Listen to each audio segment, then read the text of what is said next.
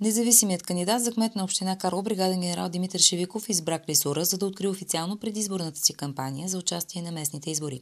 Пред присъстващите той каза, че първото нещо, което желае да направи, ако бъде избран за кмет, е да спаси целостта на общината. Защото в единението, в обединението е нашата сила.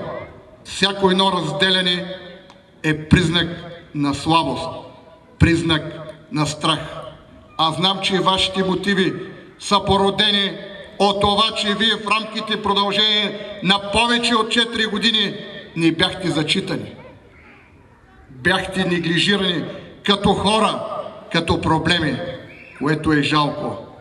Но аз днес давам своята дума на човек на реда, човек осъзнаващ и знаеш какво е да носиш отговорност, какво е чест и достоинство, че Клисура ще бъде онази пътеводна звезда в процеса на възраждане на община Карлово. Аз няма да разделям жителите на общината на карловци и всички останали. Напротив, ние всички сме жители на тази община. Всеки един от нас ще допринася за нашето благополучие.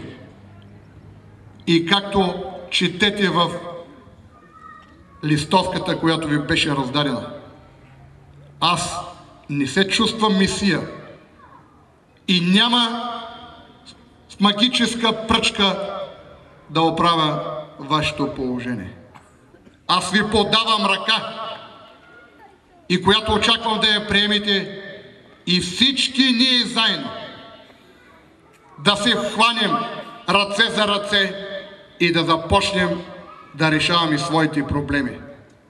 Стига сме чакали се някой, че ще дойде да ни оправи, че ще дойде да ни помогне. Ако ние не се вразумим, ако ние не се вземем в ръце, няма кой друг да ни помогне. Запомнете и разберете го това нещо. Аз знам, че проблемите са много, огромни и изискват изключителен финансов ресурс.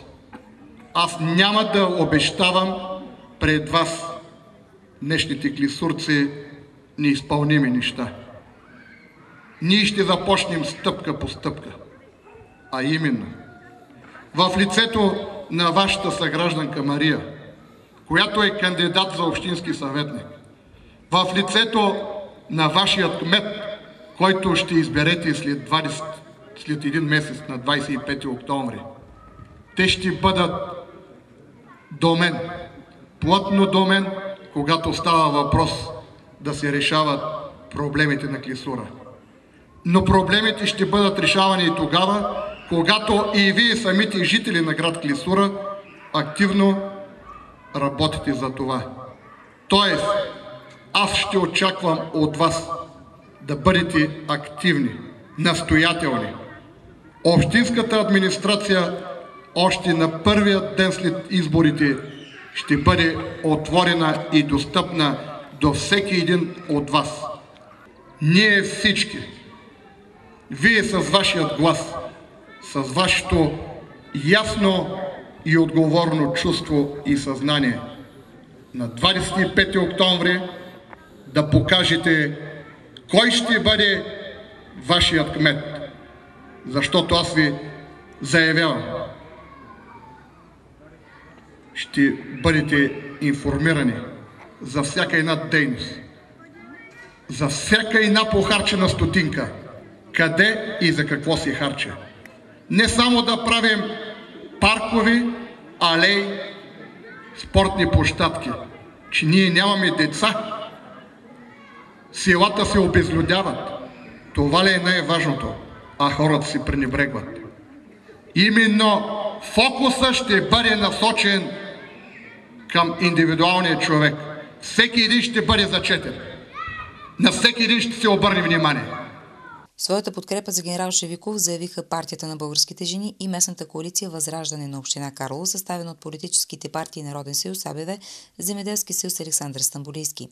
Председателят на инициативния комитет, който издигна кандидатурата на генерал за кмет на община Карлово, каза, че Шевиков е човекът, който носи новото начало в управлението. Като командир на 61-та стрелска механизирана бригада и ръководството на 2 международни мисии в Ирак и в Афганистан. Също така, защото той е безпартиен и свободен, което значи, че той е свободен и може свободно да решава своите проблеми.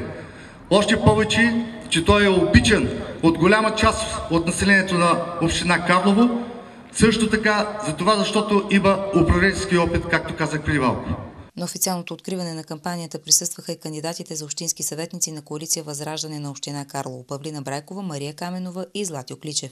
За доброто настроение на всички пя обичания народен певец Володя Стоянов. Не предавай, сине, род родина,